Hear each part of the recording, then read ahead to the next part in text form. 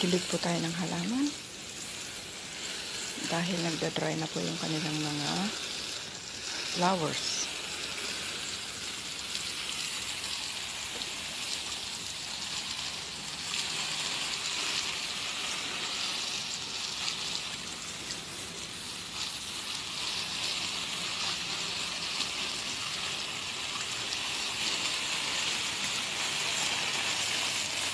Sobra pong init, kaya ang bilis po nilang mag-dry.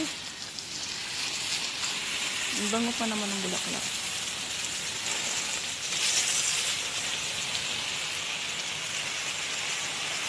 Kaso ang ayoko, ginagawa nila ng pwesto yung rose.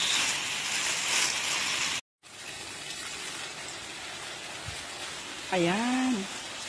Didilig po tayo ng halaman ngayon. Kasi po, kawawa naman po sila, oh. Dry na po yung mga flowers nila. So, sobra pong init. Ngayon po is only 8 o'clock, pero po parang 12 o'clock na.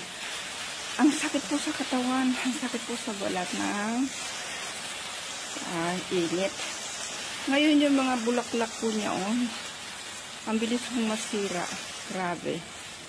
Then, syempre, pati po yan, oh.